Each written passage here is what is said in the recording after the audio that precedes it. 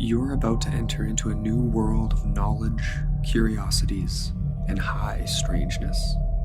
This is a podcast of Straight Up Strange Productions. You're listening to Mysteries and Monsters. I'm your host, Paul Bestall.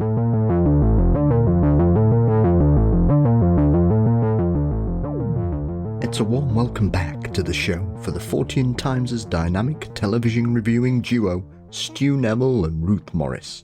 From Britain's X-Files to the marvellous puppetry of Small Profits to some rather ropey paranormal shows, Stu and Ruth share some of their reviews with us this week. But before that, of course, don't forget you can support Mysteries and Monsters by signing up at patreon.com/Mysteries and Monsters. $4 a month gets you ad-free episodes, guaranteed early releases, bonus content and more. And you can also use the link in the show notes to sign up too.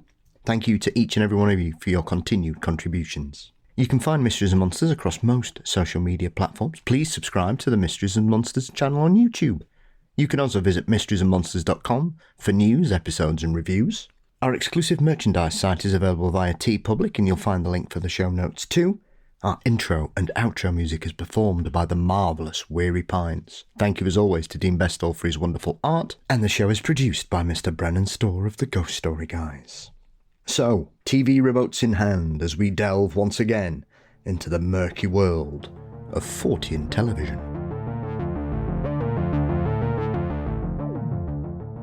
It's time once again to pull the curtains closed, put our feet up and reach for the remote as I welcome back the Fortean Times' television reviewing dynamic duo, Stu Neville and Ruth Morris. Welcome both.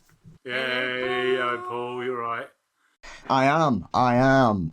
How is the world of reviewing? It's dicey. It's hell out there, I tell you. It really is.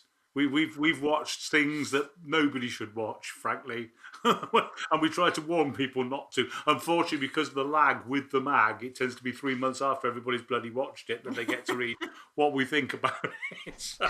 Well, yes, I was thinking that when I was reading. Is it this month's where you're reviewing the Mark Gatiss' Christmas offering? Yes. And I was like, hang on. Yes, it's just kind of, oh God, that's the thing, because we do send, but obviously things get chopped and changed a little bit.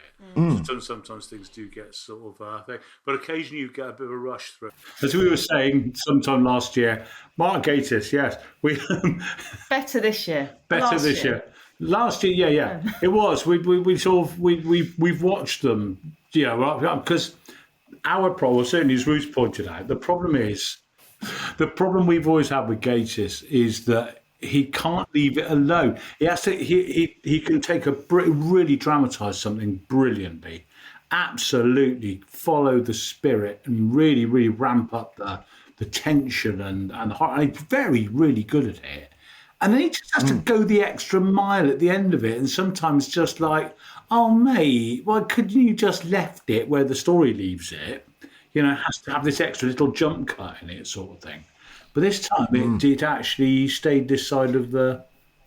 It did. He got a tiny bit in. I don't know if you remember the ending, but there was a bit of he couldn't quite help himself, so it was all going swimmingly well. Yes, we were really thoroughly enjoying it. And then at the end, there was quite the monster kind of, AKA the Nun type horror, jumped in at the end. But It wasn't as distressing as what's it called? The mesotint, wasn't it? Mesotint. Yeah, the mesotint. Yeah. Where that seemed to go on forever. The evil monster at the end of, or the Gatiss monster at the end of the mesotint seemed to go on forever. But this was a little bit of Gatiss, but I felt it was a copeable amount.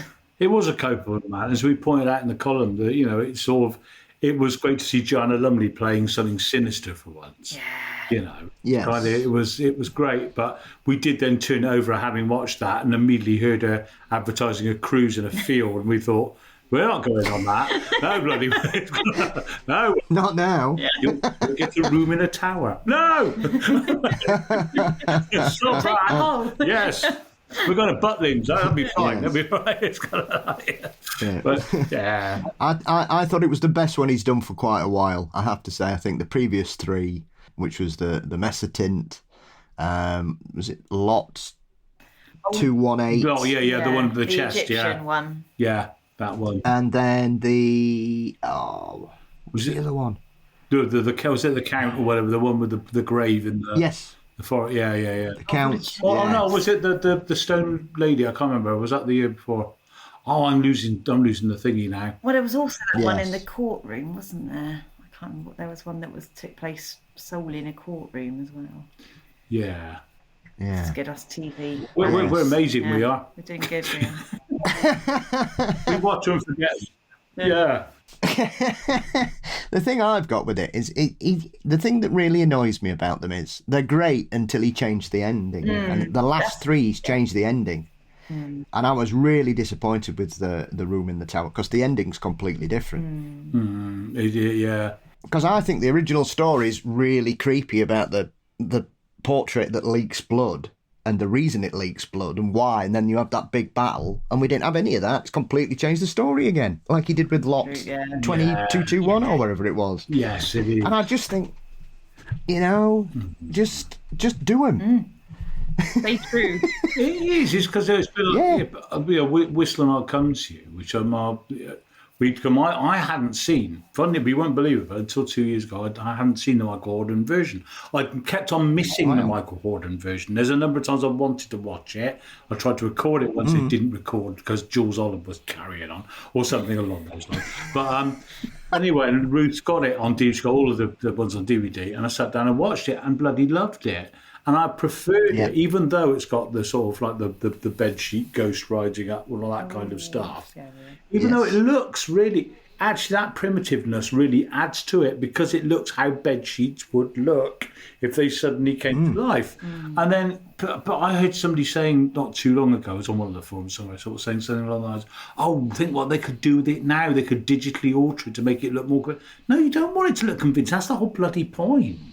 It's your bed sheet, because as a child, it's what terrifies you, is your bed sheets all crammed up or a shape in the corner or something in your Dressing wardrobe. gown on the back. Dressing gown on the back, which did me the other day, didn't it? Yeah. It actually did. I do it for fun. You do it for fun. Ruth had hung her dressing gown up on the back of our bedroom door, and the sort of the hook is quite close to the edge of the door, and so the edge of the dressing gown was draped around and round the handle, around the other side, if that makes sense. And then I woke up in the night and saw this shape reaching round the door. It did look like a hand. It did look like a hand coming. In my defence, it did look like a hand coming round the door. So it was there was a brief but very interesting few seconds of that. What do I do about this? Absolutely. I remember once being terrified by a duffel coat that had been left on a banister. Oh. Well, that's got many like years ago. Don't Look Now tones, isn't it? That's the problem. Yeah, very much so. It was, the voice of Donald Pleasance was very much at the forefront of my mind during that moment, I have to say. I am the spirit of... Luckily, I wasn't in.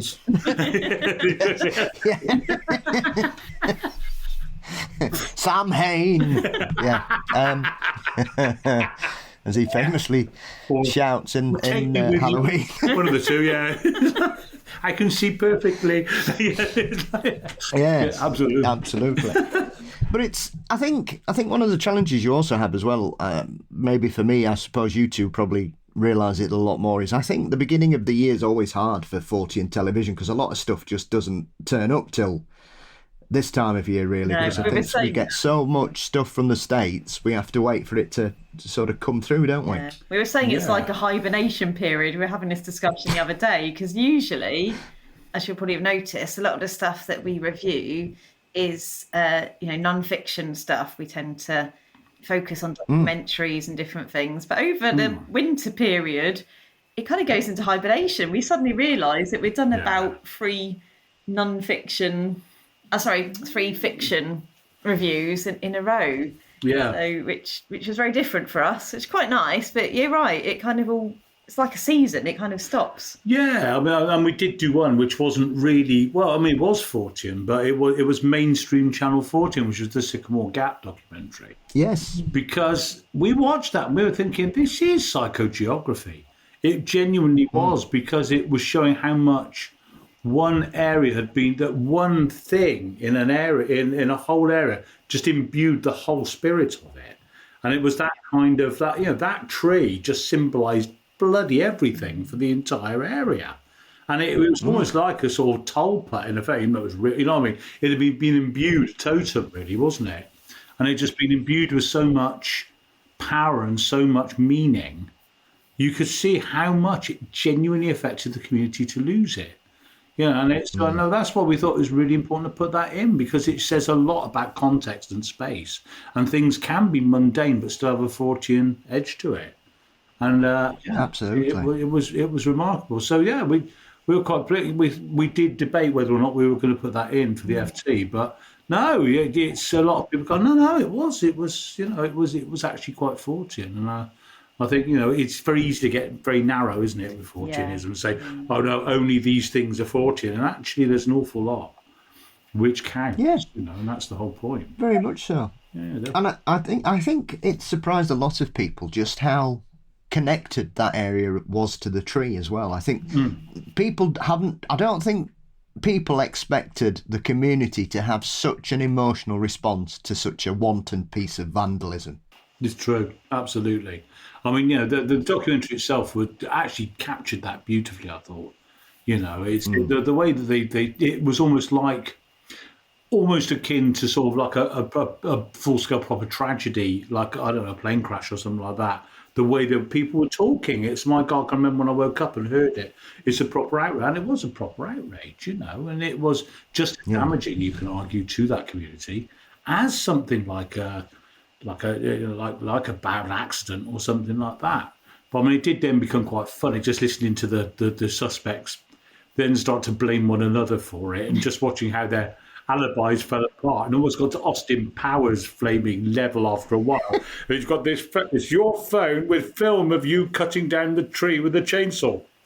Yes, but it wasn't me. No, it's my phone, but I wasn't there. Your van had a chainsaw in the back. Yeah, I wasn't driving my van, and my phone was in the van. It just gets hilarious. But we did that one. But we started not scrabbling around. But then we did watch the Cooper thing, which Lee said that. Let's move on. Yeah, it was. No, we did, because we'd watched Charlie Cooper's original, hadn't we? Yeah, I mean, I think we thought that it was a good premise, the Charlie Cooper original. Yeah, on his own. Good stuff in it. He'd obviously done his reading.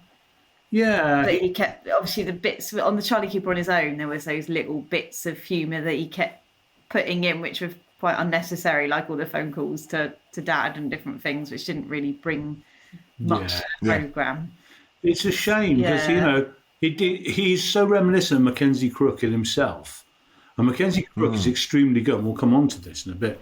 Mackenzie Crook himself is extremely good at evoking British folk and British sort of like just that general sort of almost like weirdness, isn't he? He's very good at that. He understands how the countryside has its own kind of heartbeat and its own mystery sort of thing. And he looks so much like him. You'd think he'd be able to sort of like evoke a bit of that. But we both said, I mean, Ruth was the first to point it out, he could just do this as a series. He could just do it purely, plain and simple, not try to jam comedy into it right, left and centre and try to make it funny. No, you don't have to. You can make it gentle and it would sustain itself, and unfortunately didn't. And then his sister turned up and just completely, it just fell apart, didn't it, really? Yeah, there wasn't hardly any focus at all on what was meant to be being focused on. It was just brother-sister sparring. It was. I personally think it was the most unnecessary 3 hours of bullshit that's been broadcast by the BBC for quite a long time, because it was 6 episodes of 2 people who we already know all about. We've already seen how they act, and it was basically just a continuation of the same thing that they always do. And it was just boring. It wasn't funny. They went to some brilliant locations and just faffed about talking crap. And it just left me, I think I managed to last 1 episode. My partner Julie, she watched it all, and I said, what did you think to it? She went, wish I'd not bothered. And because I think in this day and age, there's no need for television like that. That's the kind of thing that people used to do 30 years ago, and it wasn't funny then. And I don't understand that if you're trying to promote the paranormal or the Forteans that both claim to be into, and yet they constantly dismiss it and marginalise it and just laugh about it. And you just think, what's the value in this for you? Because it's quite ironic that the BBC's mega show, Uncanny, is the complete opposite of the spectrum. Yeah. And for me, why have you got these two things going on? Because clearly nobody wants to see Charlie and Daisy May do anything like that again. And yet Uncanny just keeps growing like a multi-headed hydra. It does. It's a juggernaut now, isn't it? It really is. I we spoke about it last time, but yeah, the only thing we could think of with the Daisy and Charlie Cooper thing was that somebody had watched Mortimer and Whitehouse fishing and thought, let's see if we can make that about the paranormal. And that's the only thing we could think of. But ignoring the fact that Mortimer and Whitehouse are funny. And, it is a bit about the fishing, but mostly it's about the banter between those two. But they can, you could have Mortimer and Whitehouse cleaning cars, you could have Mortimer and Whitehouse climbing trees. It wouldn't matter. It would still be the two of them. The fishing's kind of irrelevant, really. But with those two, you're right, it just became about them, didn't it? And it just became it was just, let's see them doing something wacky. And it wasn't. It was just like, oh, come on. However, over on the other channels, on You and Dave, we've got Rolf Little and Will Miller in Rolf and Will. Now, have you seen their paranormal one? I haven't seen any of it. I've just seen the advert. My mum mentioned this the last time I saw her a couple of weeks ago, and she said you should really watch the ghost one. Yeah. Because it's brilliant. Yeah. It shows what can happen when you put two people together who are used to working together and are good. Clearly, in real life, they are really good, genuine best mates. Sort of thing. Like, again, Mortimer and Whitehouse.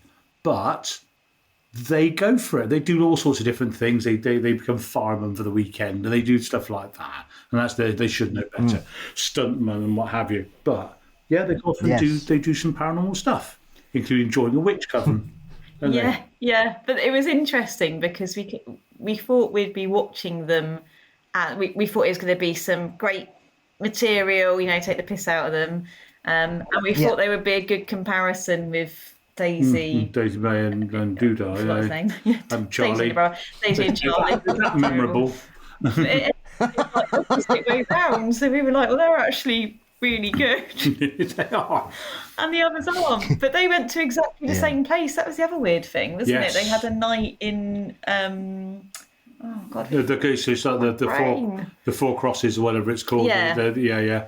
That one. Yeah. So they both Will and Doodah and I'm doing well here. Yeah, and Rolf. Yeah. Will and Ralph and Daisy and Charlie, obviously in the separate programmes, but they both had this overnight at the Four Crosses. So it was quite interesting because you could kind of see the comparison. And they were both in the same room as well. It's like a room with all the dolls that are around the outside. Yeah. But it was really funny because it kind of, it was a bit of a lesson for us because it made us realise that you can't always judge on these things. No, you can't. But definitely watch it, Paul. It's a really good. It is great. On the basis, one of them is a skeptic. I mean, Rolf is a complete skeptic, and Will believes. Yes. And just watching the two of them do it, but there's a seance where they get freaked out. And then nobody goes, because it's a ghost. They go, bloody hell, this is spooky. It's just proper reactions. It's good stuff. It really is.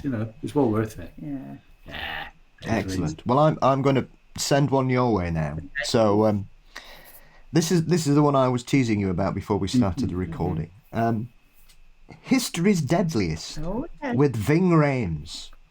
We have seen a bit of that history. Well, no, we saw it advertised, didn't we, with Ving Rhames when we were watching History's Greatest Mysteries with who was that one with? That was with what's his face, Morbius. Lawrence Fishburne. Lawrence Fishburne. Yes, absolutely. Yeah, no, did see the Ving Rhames one being advertised. We haven't seen it yet. No, do tell us, what's it like? It's surprisingly good, but he clearly doesn't like auto cues. Ah. Is what I will tell you. He seems deeply uncomfortable reading words that are put in front of him. But the show itself is quite well done, and it talks about. I mean, each episode focuses on a specific thing. So it'll be like water or natural disaster or disease, and it is quite. I was pleasantly. I must admit, after the first 10 minutes, I was thinking, yeah, he doesn't seem. I think he's having to do this for some kind of probation or something. But he warmed up into it, and it's become quite fascinating, actually, because it's an hour long, so it usually covers 3 or 4 different particular cases, and obviously some of them are Fortean in their aspects. So it's certainly worth checking out, perhaps a lot more than the trailer would have given you thought to perhaps follow it up. Because I it's one of them I thought, well, it's a bit weird. Like Lawrence Fishburne's History's Greatest Mysteries, which there seems to be about 7 versions of this type of programme on the History Channel at the moment, and I watch most of them. Yeah. So yes, it is, I wouldn't say it's a gem, but it's certainly better than you may give it credit for. Ah, okay. Right. That's good. That's good to hear. You know, because you were saying about the autocue thing, there was one we reviewed quite recently, which was David Duchovny's one, where they dug him up to sort of like present something else. Yeah, that one. Where they mostly talk about, it's not really mysteries, is it? It's talking about classified stuff, but it's not really UFOs most of the time. It's mostly classified bombers and, you know, how soon they develop nerves. Black ops and all that. But what fascinated me mostly was the fact that David Duchovny, the great poster boy of 90s sort of mystery, has now turned into Walter Matthau. And he's just kind of stood there. And it's this constant thing. He sounds like he really needs a sinus operation now.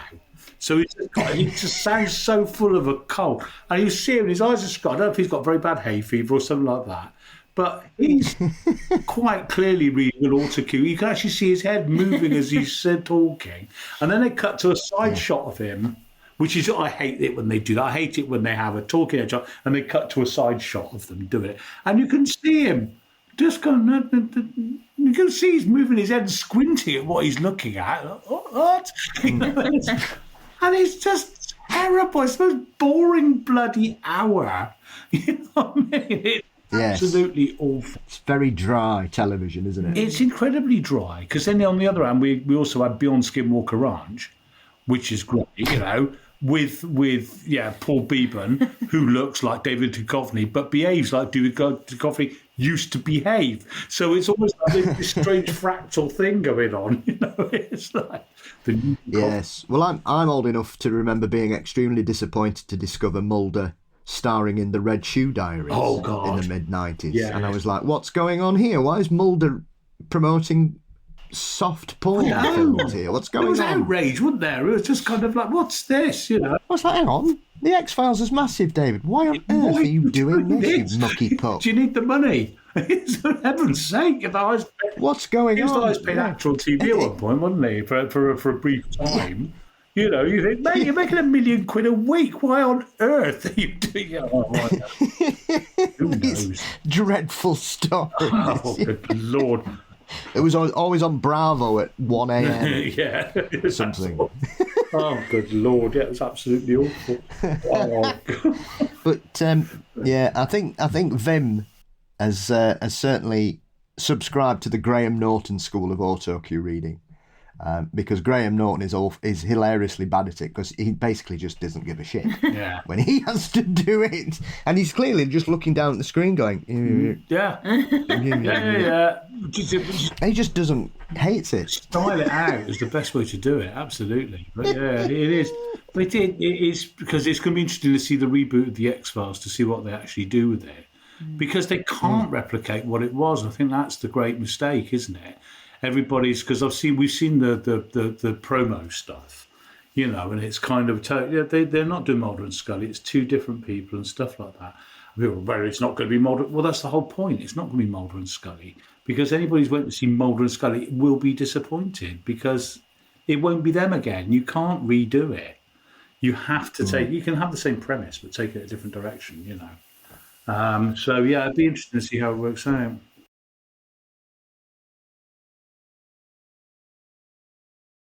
I think you've got to do it really, because I know when the last tranche of episodes landed and they tried to kind of shoehorn the opposite younger versions of them who were called Einstein, and then straight away as soon as one of them was called Einstein, I thought, I don't care. What a stupid name. Yeah. What a stupid name for a character in a program like this. I'm sorry. Why call him Einstein? You're like, no, not having it. And the fact it was basically he was the skeptic and she was the believer in comparison to Mulder and Scully. I just thought, yeah, this is trying too hard. I think you need to just either leave it or move on to something completely different. Yeah, it is. I mean, it made the same mistake, and it's in, I think as a series, it did the same thing that Doctor Who unfortunately started doing a lot, which was you had some fantastic individual episodes. Then they started gluing story arcs onto it, which completely overshadowed what you were trying to watch. And it destroyed the whole idea. Monster of the Week worked brilliantly for the X-Files. Ghost of the Week worked brilliantly. As soon as they started sticking in a series-long thing about cover-ups, that was it. It said, oh, God, no, not this, and it kind of ruined it, didn't it, really? So it'd be nice to see what they do, see if they learn from that with the new series. And we'll have to say, probably, on the subject of Fox Mulder, we have heard, of course, about the death of Nick Pope. And it's that's one that's always got a number of people who compared him to Fox Mulder, not least himself, which was quite an interesting thing. But it's been very interesting to see the sociology of the reactions to his death. There's quite a lot of people who really had it in for him a lot, and now being very, very conciliatory towards him. It's kind of it's really it's a tricky one, isn't it? Because there's similar things have happened when others. So a good example when Jeff Meldrum died, who nobody ever had a bad word, as you know, you interviewed him. Nobody had a bad word about Jeff Meldrum. But I was quite saddened to see, I think we both were, to see the number of people start saying, but he was a fool because he believed in all this. It's kind of, really a time to do this. It's kind of, it's interesting, isn't it? There's so many things overshadow, the beliefs overshadow basic humanity sometimes. And it's a little... Yes. Oh, absolutely. As is often the case, some people can't wait to talk crap about people, sadly. And I've always said, obviously, the thing with Pope is, I think most people, especially in the UK, understand his position at the time in the MOD and what his job really entailed. But I think he's also, one of the things that gets overlooked about him is he's often chased down absolute bullshit artists, which is one of those things I think people forget about Nick Pope and the work he did. Because, I mean, I never tired of seeing him put Larry Warren in his place. Yeah, he did. And it was just because he himself, he had a lot of Harry Price about him again. I use Harry Price an awful lot, but I think he's somebody who kept himself, he wanted to say so much that he had to keep himself in the limelight in order to do it. And I think Harry Price was much the same, wasn't he? But this is what a lot of coming back to television, a lot of the programs that we review do. To keep yourself current, you have to keep having something to say. And to have something to say, you have to have something demonstrable to show, which is the reason that they have such suspiciously high hit rates when they do a ghost hunt. Because, otherwise people will just start walking away and say, well, you've got nothing to say anymore because you haven't shown us anything. And I think it was probably very much the same way. He wanted to keep... He had a message that he wanted to do, and he was consistent with it, regardless of what you think of how he did so. And I think there's been a few operators like him in the time. But I think, you're right, we understood what he was basically, but he made a career out of him. Fair play to him for that one. He really did. Yes. He kept himself in absolutely in sight sort of thing, And people who met him in person liked him. Then that's can't say much more than that. Well, I think that's often the thing, isn't it? You've got the public persona and the real person. And I think especially when you're in this particular field, a lot of the lines get blurred and people pretend, people would suggest these kind of things. I mean, not everybody is as consistently awful as Philip Glass was, both on and off the screen. That's hard, yeah. or Randy, or James Randi, who was one of the most objectionable people ever met. He was he's a horrible bugger.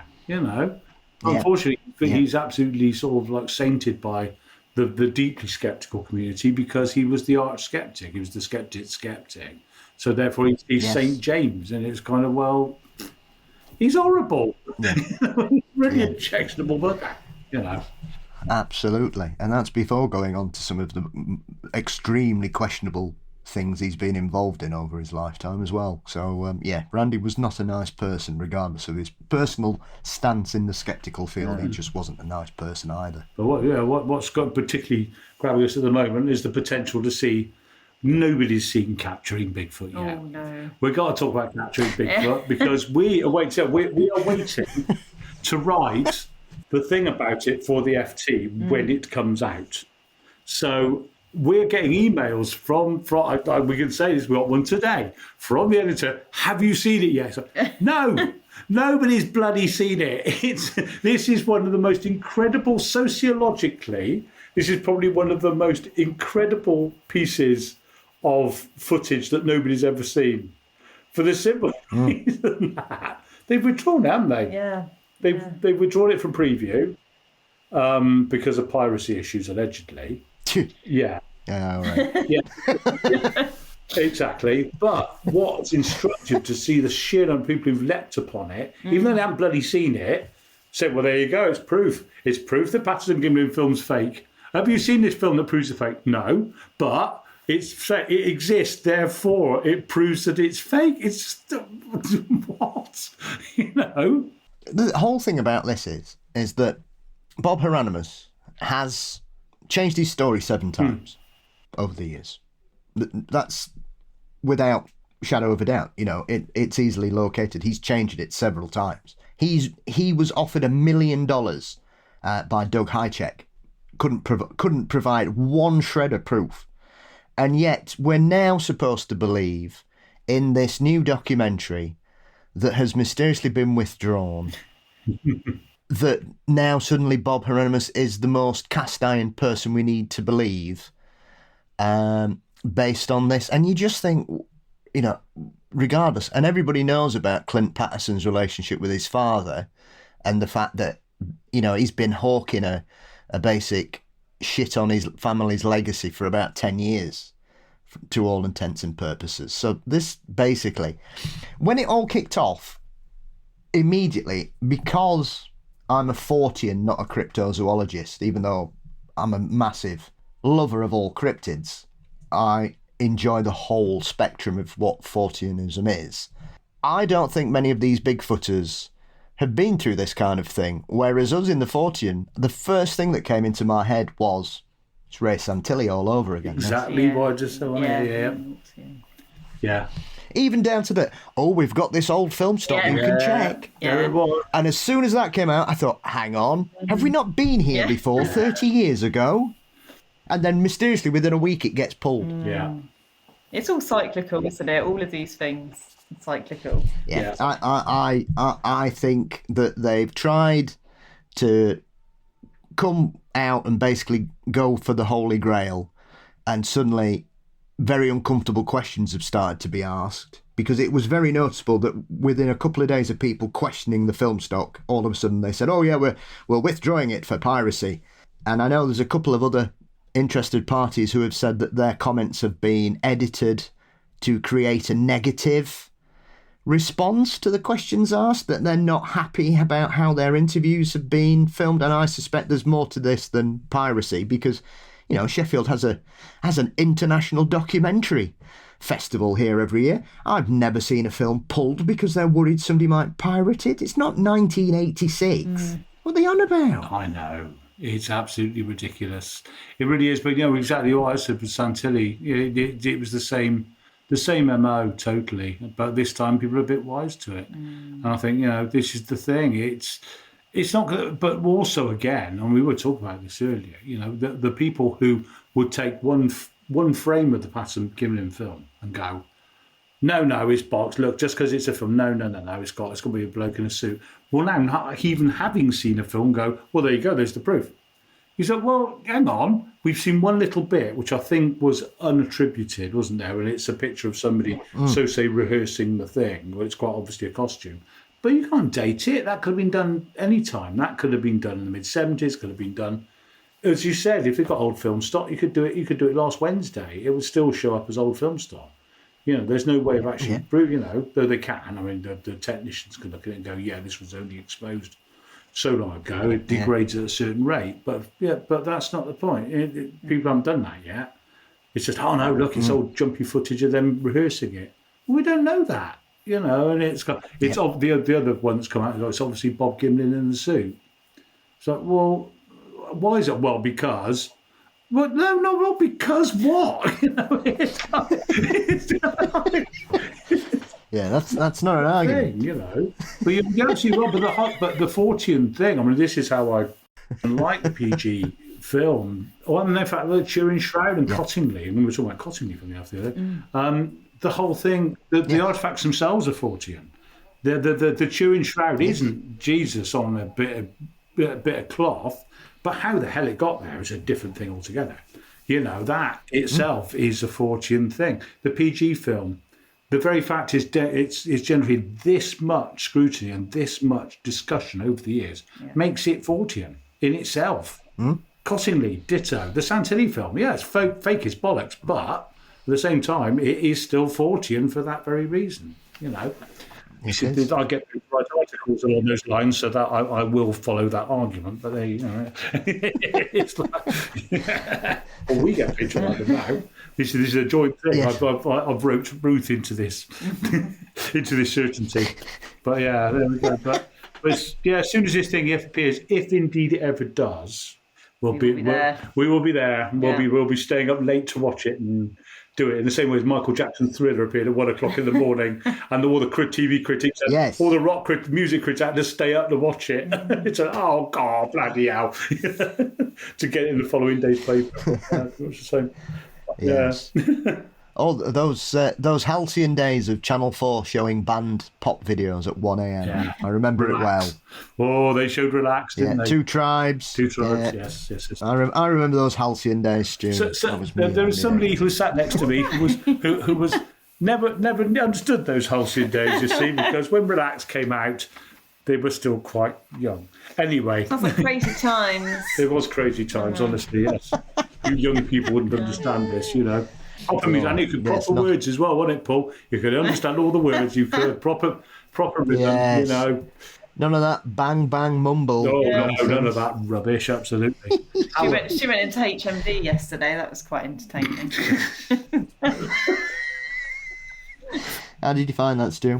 Oh my God! Honestly, it's just, what on earth is this? Make it stop! Make it stop! It's just. I thought it was a stuck record. I genuinely did. I'm going to go to look. This thing's stuck. Can't you hear? It's a din din din din din din din constantly. I couldn't. But honestly, it's a different world. It really is. Oh, well, anyway. On a happier note, we're going to say though, back on happier notes, on good television. Have you seen Small Profits? I loved it. I'll watch anything with Michael Palin in. Yeah. This is the lady to wax lyrical even more than me. You go for it. Go for it. No, I just thought it was absolutely brilliant. So nice to watch such a gentle comedy that had no, you could just watch it. And it was fantastic that we actually had a story about something very different as well. Yes. Yeah, it wasn't one of our more common Fortean subjects. It was something completely different. I just thought it was brilliant. It was really lovely, gentle, heartwarming. Yeah, I can't talk about it. Highly enough. Yeah. But you made the comparison with Grizzle Gummidge, though, didn't you? Again, it was you pointed the Mackenzie Crook. Yeah, I mean, obviously there was a lot of nature, like we've already spoken about today. Sycamore Gap. That there's a huge theme of nature running through, and the importance of looking after the earth, and all of the kind of the pagan undertones as well.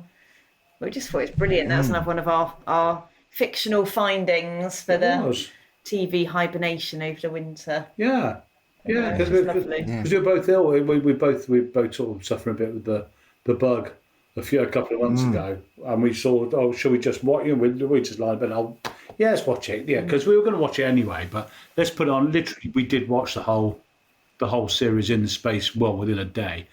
You know, that was just like, no, we've got to stop watching this now in order to go and eat. You know, we get up and do things. We've got to stop watching. But it was just so wonderfully done, wasn't it? And the whole, and just Ruth says the gentleness. It's just so calm and so, because it's like, it is like nature, it's unhurried. It does things at its own pace. And you can't interfere with it, you know. Yeah. I've not met anyone who hasn't been watching it yet, because we met up with your brother and his wife, didn't we? And they were kind of waxing lyrical about it as well. Yeah. But they were in that awkward position where they were like on episode 3 and we'd watched the whole series. So it was we couldn't absolutely couldn't tell them too much about it. Place to be in. It is absolutely dreadful, you know. But it's wonderful. But it's always worth it to watch Paul Kay being a weasel in anything. But he's just fantastically weaselly in this one. But also Mackenzie Crook himself just playing his absolute. Oh, he's great. He is great. Just this much of contained absolute fury of this bloke. Just. But again, it's somebody trying to control nature, isn't it? And just being completely unable to do it. And sort of driving himself mad. But it's amazing. Yes. And the use of puppets. You know, actually using puppets as the prophets themselves was a fantastic idea. They didn't. They you know not using CGI or anything like that. Actually using it just gave them a very tangible presence. You know. Yeah, I'd like to see what Mackenzie Crook could do with Pratchett, because I think Pratchett has suffered from some very strange adaptations over the years, and I'm baffled as to why nobody's been able to do it properly, because Sky had a try at about 3 or 4 of them and it didn't really work. And then you had that awful version of Men at Arms that came out a couple of years ago that everybody hated. Yeah, I didn't even watch it, because I quite like, you know, I read a lot of Terry Pratchett quite a few years ago, and it's great, you know, about the same.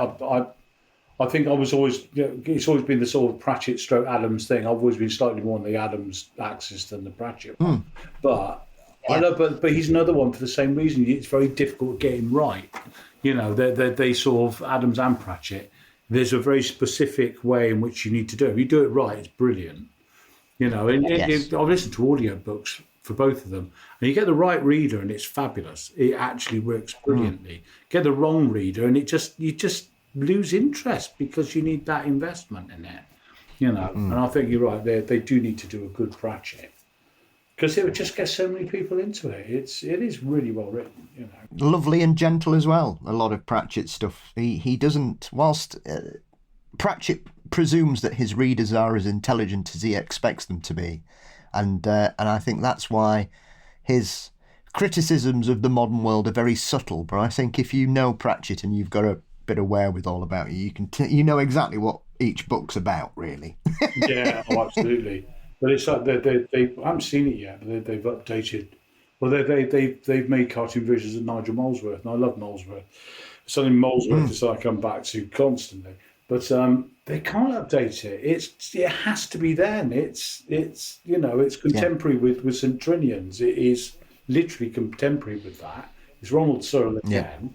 And you can't update it because it doesn't bloody work. He doesn't, you know, he can't have a tablet, he can't have the internet. That won't work for him. He needs to have like a bad roller skate and sort of like one roller skate.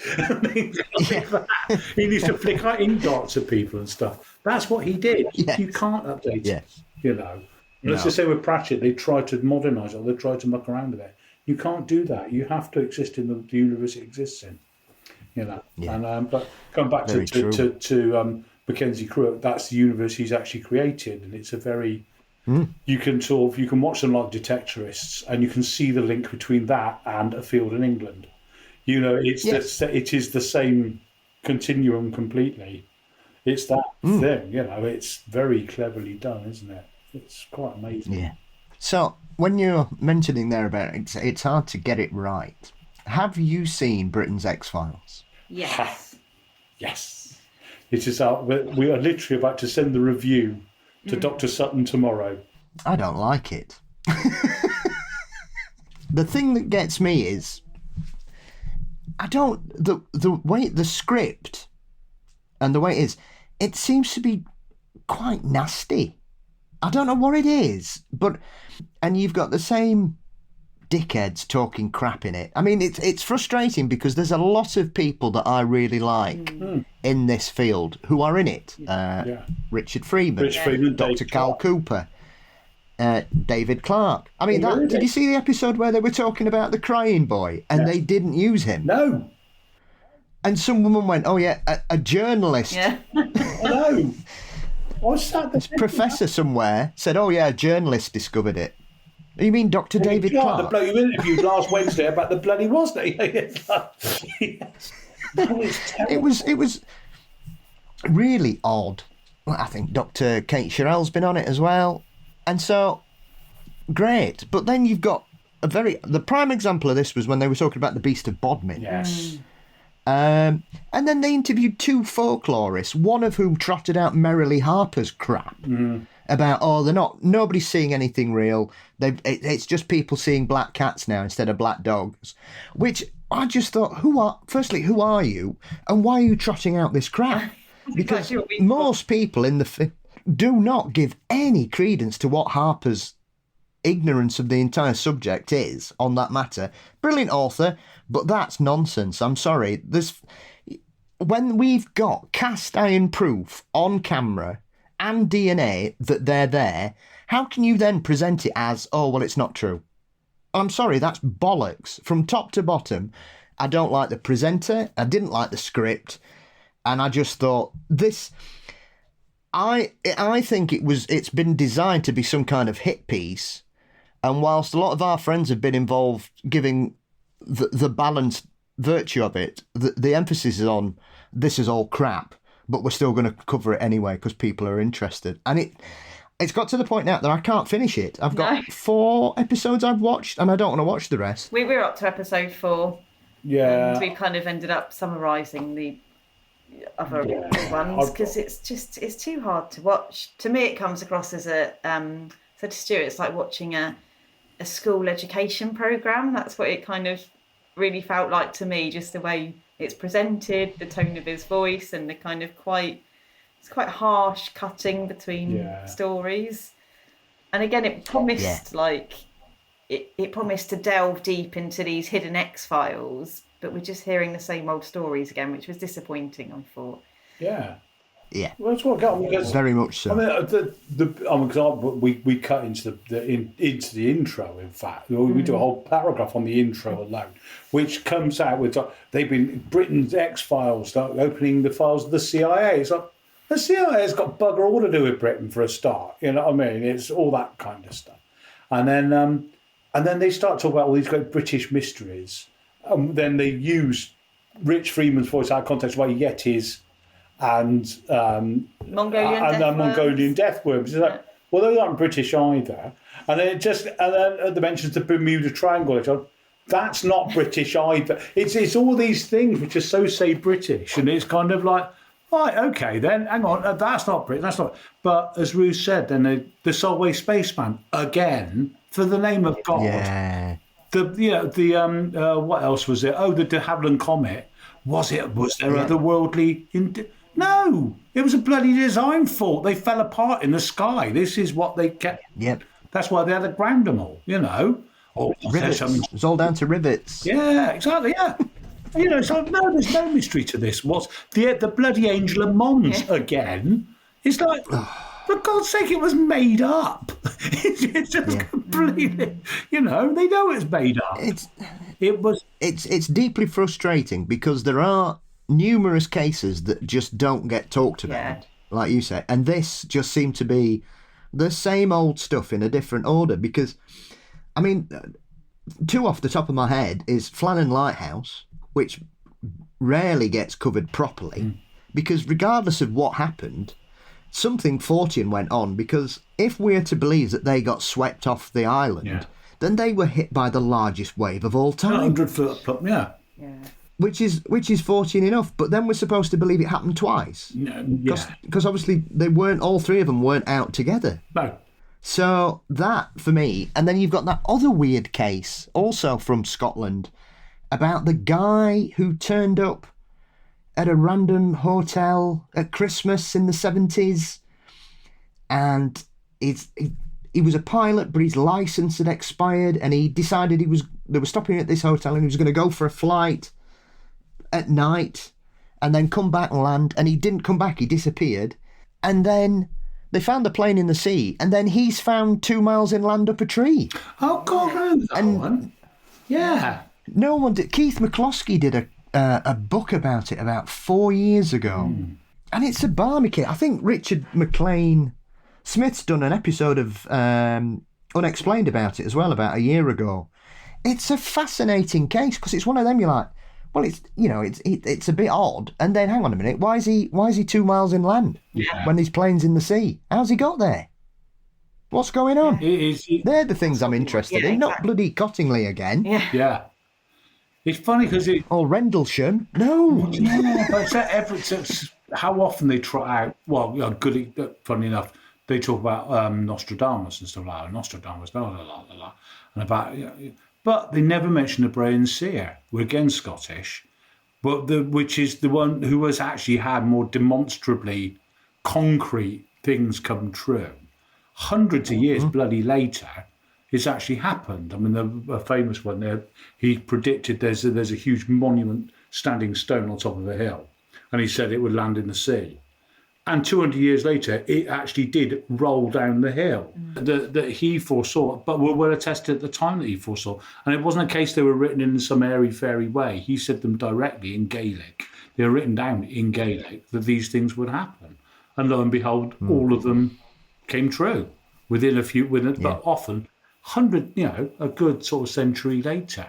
But that's never mentioned now. It's very, very strange. Some things get these legs, don't they? Despite the fact they're not nearly as mysterious, for want of a better word. But coming back to Britain's X-Files, no, the thing, it's almost like somebody had read The Unexplained and attempted to make a television series out of it.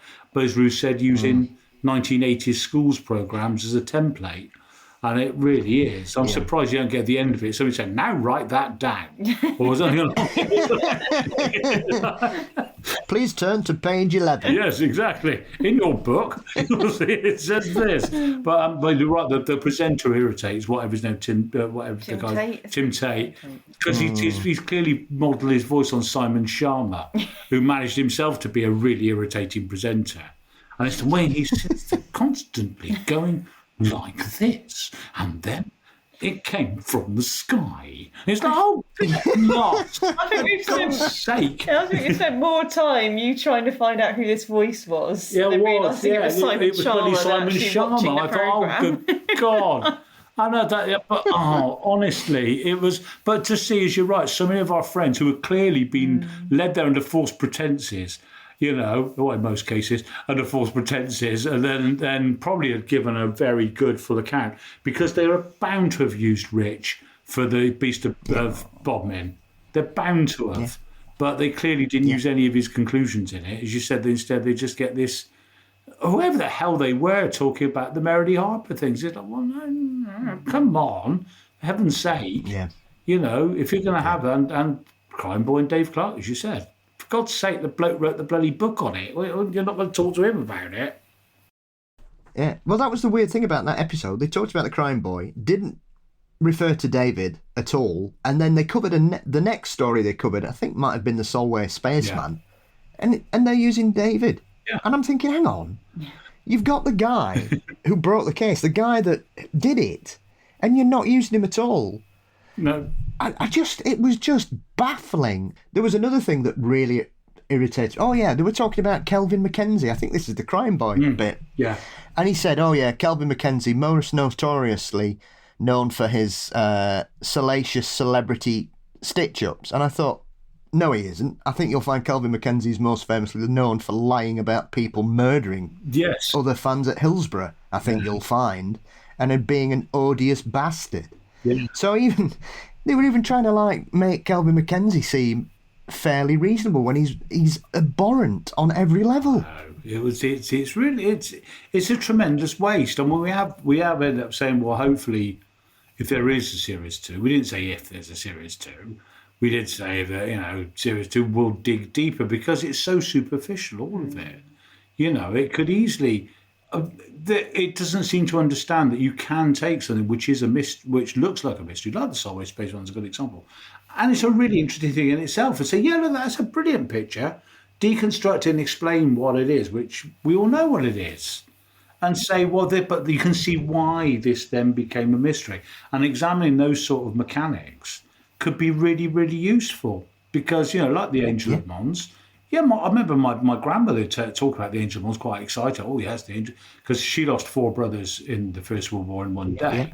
And so it was a very imprinted thing. It was a very sort of like, oh no, they saw angels over Mons and stuff like that. And they didn't. Nobody did. It was part of a myth, but then it became real because the myth became real. And it's almost like a tulpa, isn't it? It's like a sort of folkloric tulpa sort of thing. For want of a better word. But it's interesting then to deconstruct it now. With this distance, it's 100 years ago. You can deconstruct things now like that. So absolutely. But they didn't. Or perhaps it really did happen. No, it pigging didn't. It doesn't explain. You've had 4 people just telling you it didn't.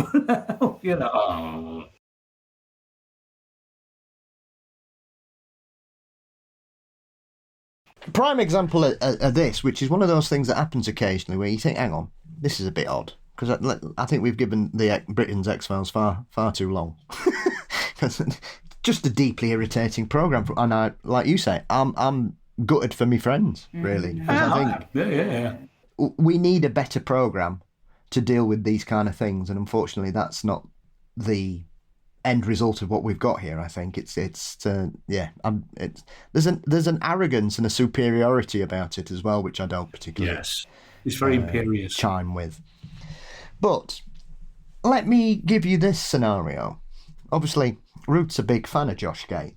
A few years ago, so obviously Josh has got his 3 programs. He's got Expedition Unknown, he's got Expedition X, and he's got the Expedition Files, which is a shorter sort of version. Now, on the Expedition Files 3 years ago, they did a segment about the Romanovs and Anastasia and all that, right? And it basically conclusively proved all the DNA evidence and the fact that they were all found in those shallow graves in the forest, right? There's no ifs, buts, maybes about it, right? Anastasia is in that grave. There is nothing to go, but is she really? No, she is. The DNA proves it.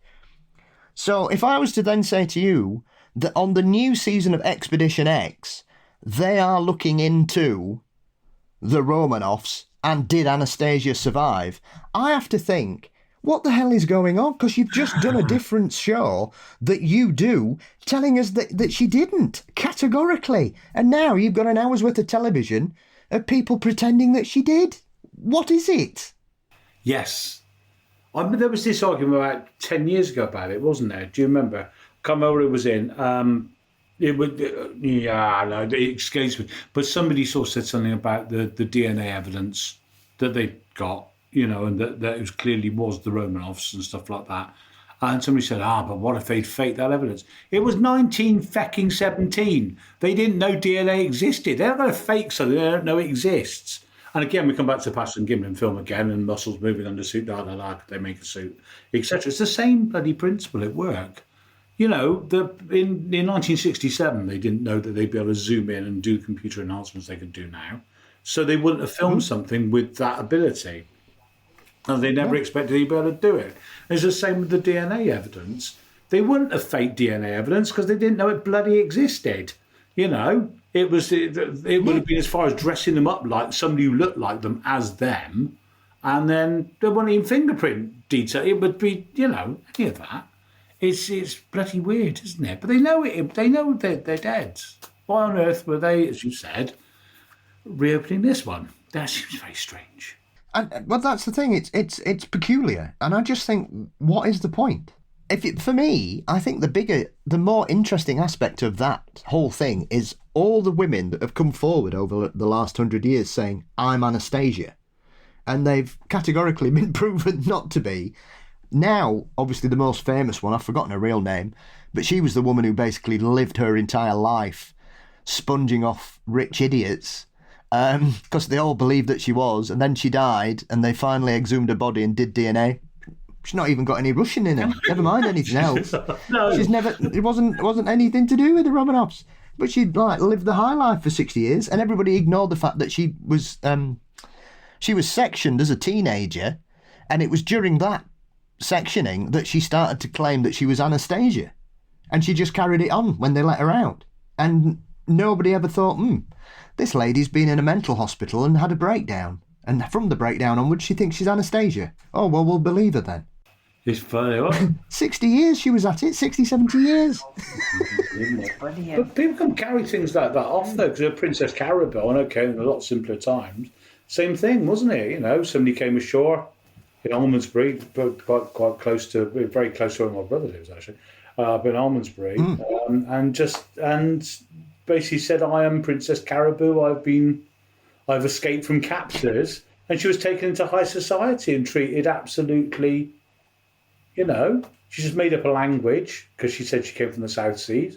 But at that time, nobody knew any different. And just, you know, she was only exposed when finally somebody recognised her, you know, at an event, said, no, hang on, wait a minute, that's so-and-so's sort of milkmaid or whatever she actually was. You know, and and that was it. And then it was quite a swift downfall after that. But that was only by pure chance. She could have got away with that for forever, pretty much. But it does. People want to believe this stuff, don't they? And that's the thing. If people want to believe enough, they'll believe it, regardless of what evidence there is to the side. Which is why things like Britain's X-Files, I think, will always endure, because there's going to be people who want to carry on believing it. You know, well, you can disprove or prove whatever you want. People have got a set idea. Because it's 10 times easier to fool someone than to get them to prove they haven't been fooled. You know, get them to admit they've been fooled in the first place. And that's it. Yes. And somebody's got something state in their mind like that, you know. Yeah, absolutely. But yeah, the Romanov thing is never going to die. There's always going to be people who claim they actually got away with it in the greatest possible way, but they didn't. You know, they couldn't get out of Moscow. No. I mean, that's the thing as well. They couldn't do that now because we have DNA. We'd just be able to tell them straight away, no, you're not. You're lying. I am not. But then would it be that, did the Tsarina have an affair? That's why the DNA doesn't match. Yes. Is it Rasputin's DNA? Yeah, that's what we only. Well, it can't be unless he's a time traveller as well as a mad monk. What are you talking about? Absolutely. I know. I remember Boney M. That's my favourite coincidence, by the way. Bobby from Boney M dying in Leningrad on the whatever anniversary it was of Rasputin's death. That was pretty good going. Yes. You've got that's devotion to your art, is it? Yeah. I mean, strangely enough, the Rasputin case is one of those where I think people just don't want to accept the reality of that as well, because he wasn't poisoned and stabbed several times. He was killed by a British secret agent, shot in the head, murdered him. It was a hit. We killed him. We assassinated him, basically. Yeah, apparently. But it's a lot better to say, oh no, he was indestructible and, you know, all this kind of stuff. He wasn't. It was a very, very bad episode of Spooks. He got shot. He was just a randy alcoholic. Exactly. That's all he was. Simple as that. I know, honestly. But yeah. I mean, I think it's one of those that at the moment we've got a few things going on, and I mean, I long for a television company to do something on the level of Strange But True or Arthur C. Clarke's various series, or even In Search Of, because I don't think we've had anything like that. I mean, we've not even had the new Monster Quest over here yet. No, we haven't. I'm waiting for it. I keep, is it? Oh no! Yeah. I know. You said with my little face of disappointment. Monster. Oh no! It's like no. It's only series 4. I know. Don't worry. You know. And sometimes it'll show up on Prime and it'll say you pay 15 quid for the series. Like it's the new one. It's not. For some reason they started monetizing series 2 again or something. It's like, oh come on. What's that misery? I want to see what happened to that place in Ontario that a Sasquatch kept tearing up and that they had evidence about We've never seen what happened after that. Or have we? Have I missed it? I don't think. There was two. They did 2 episodes. They did the one, and then they came back. Yeah.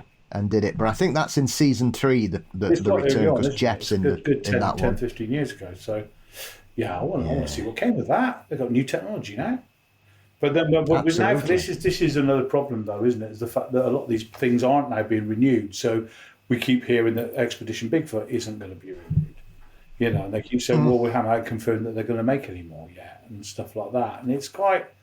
The ones that are doing stuff, same with Skinwalker, because we follow the Skinwalker like social media, and they're constantly saying we don't know if we'll be back or not. We're doing investigations, whether there'll be a series or not, we don't know. And it's a great shame. You got to keep. It's they're actually doing. There's some of these things are actually doing good stuff, and we want to see what they're doing. But it's whether or not stuff happens. I think it's always going to be. Well, yes. I think the thing we've got here now is, I think a lot of these things, that there is a crux, I think, for this kind of programming, that major channels are not really, like you say, aren't committing to stuff, or it's just churning over old things that they've covered or even disproved previously, but they're just going to fill some time in. And you think in this day and age with YouTube and streaming on demand, a lot of these shows, I don't think need to be in the framework of television anymore, because if you do it right, you could probably make more money doing it yourself and putting it on YouTube than you could being at the thrall of a production unit working for a giant organisation that seems to have overstretched itself, buying up other rivals over the last few years, and is struggling for money from what a lot of people are saying currently about the Discovery group. Yeah, absolutely. You don't need the networks behind you anymore quite so much. It helps if you do, and it's one of the things that we said about Britain's X-Files, is you can tell there's a lot of money behind it. The graphics are really good. The production values are obviously really, really high. The fact they made a complete and utter Horlicks of it is beside the point. It's just, but give that to somebody competent, like the production team who made Strange But True, really good example, or In Search of. The In Search of the reboot series was brilliant. I really liked it. The one with Zachary Quinto. Yeah, exactly. Yeah. With Spock rebooted. Oh. I'm having real trouble remembering names. This is the problem. It's terrible, isn't it? We've been on trains all day, and we're both on antihistamine, so you have to forgive us. Honestly, the pollen count here, it's like a sandstorm out there. It's absolutely ridiculous. Oh, my God. Anyway. I had the same trouble at the quiz yesterday when I was trying to pull names out of the air. And I was going, it's It's all. Or just going, I'm sure it's that. I'm sure it's that. Yeah. And it was, thankfully. But yes. Yeah, but pulling Sally James's name out of the air took quite a while. I kept thinking Sally Lindsay. And then all of a sudden I went, no, it's Sally James, not Sally Lindsay. She's an actress. This was. Yeah. And then I had to explain to the young people who were helping me with the kids what Tiz was. Yes. Absolutely. Do you remember the Saturday Banana with Bill Ozzie? No. Nobody does. Only me.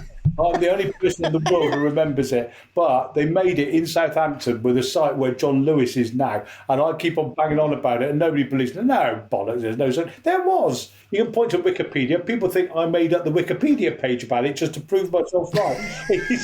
There's somebody out there in Mysteries and Monsters Land will remember the Saturday Banana with Bill Oddie, circa 1977, something like that. And it was a counterpoint to a counterpoint to Swap Shop.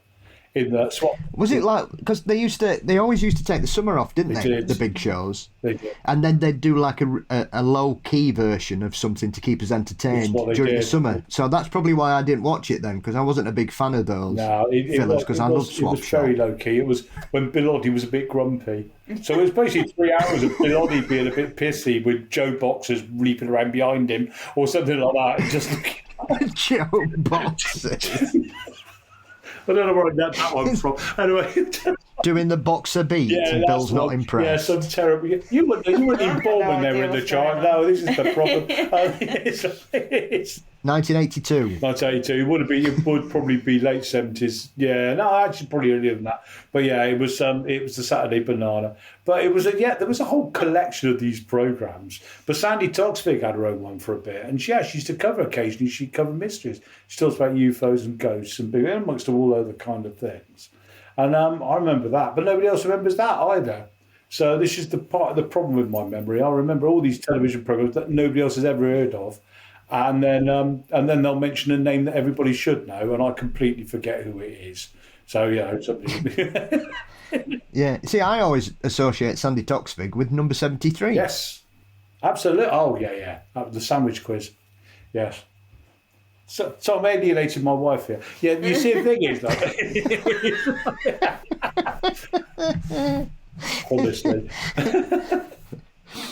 I mean, as well. Obviously, Uncanny's back. Yes. Yeah. And we were talking about rehashing old cases or things that have been done to death. And their first case is the Black Monk of Pontefract. Yes, which we've yet to see, haven't we? I listened to. I think I've listened to half of it today. Okay. Yeah, it was. They're doing it good. They're doing what Uncanny do, I would say, in the radio. But yeah, a bit disappointed that we're cold cases again. And it seems to have received quite a mixed reception, actually. There does seem to be quite a few people that want to hear new material, and it seems to be quite a lot of controversy caused by the new Uncanny, and talking about the Borley Rectory. Yes. Again. Yeah, yet another Borley thing. It's just like... I mean, this, like we've just been saying about the X-Files, the Britain's X-Files, I'm quite surprised that they've gone into really obvious cases that have been done to death, because there are countless haunted house and poltergeist cases in this country that do not get any attention or re-evaluation at all. I mean, Pontefract's a brilliant case for that 18 months. I think there's been absolutely nothing happened there since. I think it's one of the biggest ways to part a fool from their money, shall we say. You know, I know enough about what goes on there to know that I'll never pay money to go there unless you can guarantee me that the neighbours aren't in. Yeah. Because I know what the neighbours do there. I read Wilson's book probably about, so that'd be about 30 odd years ago, I would have thought. Mid-90s, early 2000s. And I remember I read it, and I really, nice one. And I remember reading, and it was the bit particularly where the gloves started sort of like doing their own conducting. Yes. Yeah. And that always gives me chills. That gave me real chills. That one, it was just going, oh my bloody god, all this kind of stuff. And then I reread it the following day. It's one of those things I thought, oh bloody, that was terrifying. I'm just going to reread that for some stupid reason. But it was in broad daylight. I was rereading. I thought, this is bloody Walt Disney. This is like, I suppose our little birds carrying stuff around for him, for the name of God. So yeah, it did terrify a little bit. And then I reread it, I thought, no, come on. And after that, for some reason, it broke the spell. And everything I read about the Black Monk of Pontefract ever since then. And I do, by the way, I can believe they saw a big, because you might think about big black shapes. I can quite believe there was a big black shape. But I don't necessarily think it was anything to do with poltergeist, because you don't normally see them for a start. They're normally pretty invisible. It's what they do to other things makes them visible. So, yeah, I think there could be something in that, because it's a big black pointy-headed shape. But if it's a genius cuculati, whatever it is, it's the standard thing. It's just been identified as a monk because it looks like a monk, and that's the only reason. But when I read the actual book thing again, I did then start thinking, this is a little bit overblown, isn't it? It does seem just a little bit, And since then I've not really paid it much attention, shall we say? And now I take it you find it much the same?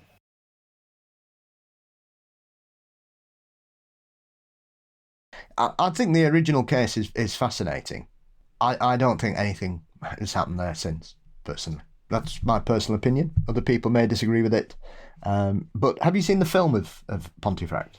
No, not I haven't. It's called... is it called Leave a Light On? It came about 10, 15 years ago. It's quite a low budget film, Okay. but there's a couple of famous faces in it. I'm trying to think who the lead actor is. He's one of those people, he's been in tons of stuff. He was in Last of the Mohicans. He's a very well-known character actor, you'd know him. And it's on Prime. It's worth a watch. All right. I think, it's definitely... Ironically, I think the guy that produced it is the guy that ended up buying the house. Okay. Right, okay. But the film's worth watching on a Fortean level because it tends to stick to the story more than a lot of haunted house adaptations do. Right, that's good. That's good. They over-egg it quite often, don't they? They really do. And it's kind of... Well, as we've seen with various versions of Enfield, that everybody, no matter who's touched that recently, apart from the Channel 4 documentary, has just made a balls of it. You don't need to exaggerate that case. No, absolutely not. But you also do need to... The thing, I remember, because as you said this, because Ruth looked a lot more into Pulse than I have. It's far more your thing. But also, it always tends to sort of make out there's some sort of constant, persistent, relentless things. And a lot of the time, there's huge gaps in between stuff, aren't there? Or significant, not necessarily huge, but significant gaps. You know, can days, weeks go past and nothing happens. Then suddenly something big will happen and then nothing at all, or something little. Yeah. But it's just these kind of little, keeps you guessing. And that one you did at Strange Days, that one you told us about was amazing. That was a really beautiful, beautifully told, we should say, not just saying that. It was really well done. But it was a tremendously interesting case, that one. Yeah. One I hadn't heard of before as well, which was fantastic. Well, that's the thing. It's a crazy case, and there's tons of them. I mean, if you had a look at, as you mentioned there, Colin Wilson's Poltergeist book, and you look at Harry Price's Poltergeist book, because there's a lot of cases in there that aren't connected to Bawley at all, which nobody's mentioned, like the original Battersea Poltergeist case, who hated policemen in the 1920s. When you mention the Battersea Poltergeist, they all think of the other case. What's her name? Yeah. That happened 30 years later. Yeah. But you've got that one. You've got the John and Anne Spencer's Poltergeist book. That's got some amazing poltergeist cases in it. And yet we keep covering the same things. If they do Enfield again, or, I don't know, what else could they do? Rendlesham? Yeah. I mean, it's been done to death. Yeah. And I think there are far more cases that have barely been touched, if at all, like the Abbott Road poltergeist in Bournemouth in the late 70s, early 80s. Yeah. Why nobody done that? The SPR went there for a week. Yeah. There's a massive report on their database about it. And it's a really weird story. It is bizarre. Never done that. It's now student flats, and I doubt they know that their house was a poltergeist house in Bournemouth. But that happened at the same time as Enfield. And got massive press coverage, but nobody knows about it. And you think, well, why are they covering Pontefract again when they could be covering Bournemouth or Runcorn or numerous other cases that are, like, what do you call it, the Sorky poltergeist that Malcolm Robinson's wrote about. Nobody's ever done a proper documentary about that. Why? He's amazing. Because she's still alive, apparently, but we just don't know where she is. But that just... Veronica Campbell. We were saying the other day that nobody's ever done the Hexham Heads, which is in itself, as a bit of British folk horror alone, that is fantastic. Okay, there's an awful lot of... But it doesn't matter. The story itself is weird as hell. Yeah. The narratives do keep changing, don't they, and so forth. I know... Paul Screeton, I believe, was that right? Paul Screeton's passed away, I heard. Yes. Yes, he has, hasn't he? Yeah, yes, he did. Yes, a couple of days ago, wasn't it? Which is a great shame, because he wrote all about it. He and Stu Farrell wrote a lot about it. But, but it's just an amazing story. And that would be that you could make a genuinely terrifying film out of that.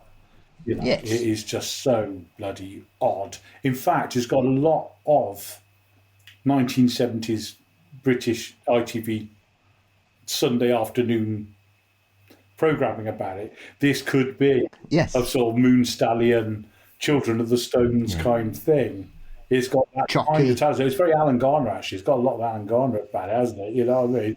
Yeah. It's just like, the heads and the sort of the sightings and stuff like that can be fairly amazing. But because we start watching Moondial again, didn't we? Oh yeah, that's such a good program. That was one of the things that terrified me as a child.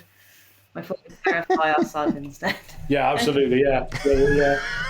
But they're really good. They're just like, terrifying children's programs. Yeah. Yes. Yeah. Yeah. Chucky always used to give me pause for thought because that was quite disturbing. Do you remember Chucky? Yes. Yeah, because John Wyndham, wasn't it? Yeah. Yeah. Oh, was that the mind reading? Yeah, sort of thing. He becomes a super genius, doesn't he? Just like absolutely. Yeah, and it's all this weird noises all the time. Yeah. It's incredible. Did you watch the reboot? Because we watched the reboot of what was it? Triffids, Day of the Triffids, didn't we? No, it's Midwich Cuckoos. Midwich Cuckoos, yeah. Oh, which one? The Sky one? Yes, with Keely Hawes. That was, that was. I'm trying to remember I can't remember if that was good or bad now. It feels like so long ago. It was. We did watch it pretty rapidly, so it's a good sign if we both decide we want to carry on watching something. Which is dreadful for TV critics. We should really, but there's been so many series. We've both got 2 episodes into and said, shall we just pretend we've watched all of it? It's just kind of like... Hey, sometimes I have those feelings about Oak Island, Stu, and then I think, no, I've been here 13 years. I'm not giving up now. I know. They're advertising it again now, and then it's just kind of, oh, God, what have they found now? It's kind of, oh, my God. It is interesting if you work on the principle of maybe the treasure's not there, because they have found some really interesting stuff that would suggest things were going on there that shouldn't have been happening. And I think that is the fact that they keep trying to crowbar the Templars into every episode, which is one of the Fortean subjects that instantly makes me fall asleep. Yeah. Because it's just like, what? If they were that good, they wouldn't have been destroyed. The way people go on about it, and the current sort of narrative that they made friends with the Vikings and that's who brought them to America, not the fact that the Vikings killed them all and stole their treasure, and we know the Vikings were there at that time. So why do you somehow think that the Knights Templar, who have somehow managed to smuggle the Holy Grail and the Ark of the Covenant and all this out to Oak Island, because that's the latest theory, that they're all holy relics and that's what's really there. And you just think, well, there's no evidence for that. There's other than people who are obsessed with the Templar narrative, there's no evidence for this at all. It's just loads of Templar nutters going, this definitely happened. Templar narrative. No, it didn't. Part of the I could say, honestly, the Neville family, the De Nevilles, were Templar. Some of it was Templar. I haven't got the Holy Grail, right? I can honestly tell you right now, no idea where it is. Nothing to do with me. What we did with it, I have no clue. However, there was a large tract of Bristol which was Templar land, and when they left and dissolute, they cursed the land that it stood on. And to this day, Bristol Temple Meads remains an entirely cursed tract of land, which is. It is a strange station, I have to say. It is a strange station, perpetually smells of pasties, even when they're not cooking any. And it's, we were there earlier thinking, God, this place is... There you are. Why are Uncanny covering the ghost pasties of Bristol Temple? Exactly so. But it's... and how is this linked to Massive Attack? Exactly. What's tricky? Hey, thank you. Yeah, thank you. I'm here all week. So then, before I let you leave, is there anything that we've not mentioned that you've discovered, rediscovered, or are looking forward to that you think our Fortean planners should be set for maximum recordage? Well, I mean, obviously, we're still waiting to see if capturing Bigfoot will actually appear, which I'm not personally holding my breath. I've got a feeling this one's going to, even if it does show up, it's not going to be the earth-shattering thing that a lot of people are claiming. But other than that, it'll not be a flash of beauty. We'll say that. You're right. It's spring. Stuff's starting to come about. So we're keeping an eye out, really. Doing our usual search of Prime and just immediately not watching 90% of it because 90% of it is... Yes. Well, there's a new Lazar documentary, isn't there? Bob Lazar, yes, there is. I noticed that came up the other day. But I've always been very, very wary of Bob Lazar as well, because, I mean, he's yes. But I mean, basically, how any man can base an entire career on looking like Stephen King and having a wage slip with NASA written on it, and basically, and yet not people. Oh, he worked for NASA. He knows all about the alien craft that have been retro thingy. And look, if they're retrofitting spacecraft with alien technology, they've only just managed to get round back the bloody moon again. You know, for God's sake, it's gotta, you know, be fair. I don't think they've got alien technology, whatever Bob Lazar says. But again, he's another person who's convincing enough to enough people that they believe him. And it's well, he knows enough about science to be able to talk about scientific aspects of it in a believable way. But I think the big thing a lot of people who believe him struggle with is the fact that they don't. And therefore, if somebody who knows about something tells you who doesn't know anything about it, you're going to think, well, this person's believable, because is it element 119 or whatever it is that people have always said, oh yeah, well, he knew about that.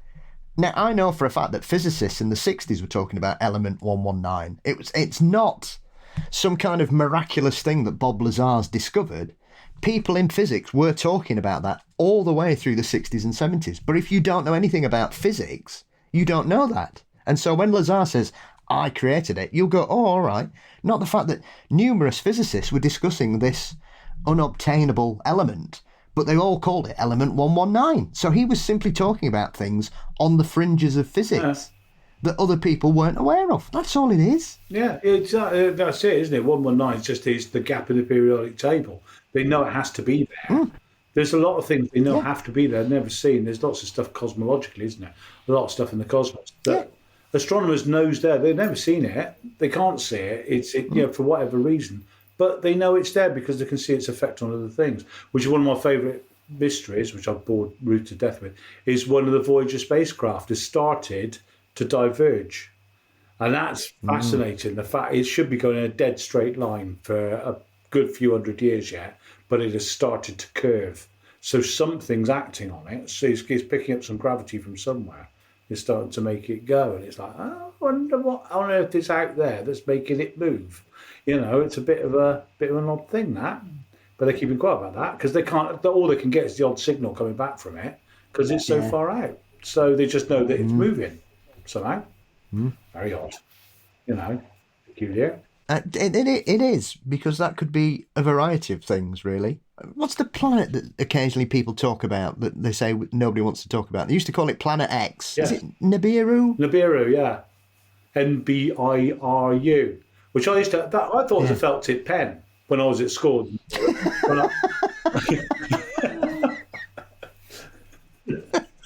Or capital of a very minor African country, possibly. But it's kind of like Nibiru, Planet X. You know, because it sometimes affects Pluto, but you can only see Pluto for, you know, oh God, I don't know. You know, I love astronomy, but I have no idea how they do these things. But hey ho, you know. But yeah, they talk about this occasionally, don't they? Nibiru and what have you. Yes. So it's a case of let's hope for something good, and it's one of those years where you know something, because occasionally the worst thing about all this is that sometimes these programs turn up and they get very little fanfare, or they just arrive, like the Jonathan Ross one did about 3 years ago, which was better than I expected, I have to say. You mean the Mysterious Britain one? Yes. Like you were saying right at the very beginning, we were on about Charlie Cooper's one. I think compared to that, it made Cooper's look just very twee and silly. Yeah. Ross had some passion. The problem is, I mean, as we said, he's done a few of these things, hasn't he? But invariably, they become about Jonathan Ross. They, you know, it's his personality kind of. But he is the selling point. This is the payoff, isn't it? You know, you got him presenting it. People watch it because he's presenting it.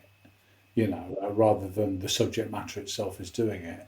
You know, it's getting the balance right, which is tricky. You know, but his heart's in the right place. I think he's not about the publicity quite so much anymore, Ross. I don't think. Well, you two, thank you as always. It's always a pleasure. Thank you for making me feel better through your lovely conversation and kind words. Where can everybody find your articles and columns in the Fortean Times, and what should they be looking out for you? I think we've already told them, though, what you'll be torpedoing soon in the pages of the FT. Well, yeah, literally, it's Britain's X-Files is the next column. So, I mean, that's, the next issue will be the May one, and it'll be Small Profits is the review in that one. And then the next one after that will be Britain's X-Files. But yeah, we will see what happens with it. But other than that, the only, we did our world tour of England last year, of course, for that. But the only one we're doing this year is Strange Days. So we'll be back at Strange Days in September, and we're kicking it off again. Yes. So we're very honoured to be starting up. Are you joining us this year, Mr. Bestall? I shall be attending as a guest. Yes. Okay. Brilliant. Jolly good. That'll be great to catch up because it's we did a fair lot of them last year and got fairly knackered in doing so. Yeah. Yes, I'm doing Festival of the Unexplained in November. I'm speaking there this year. No, brilliant. Nice one. Yeah. So We good. did Lapis. Looking forward to that.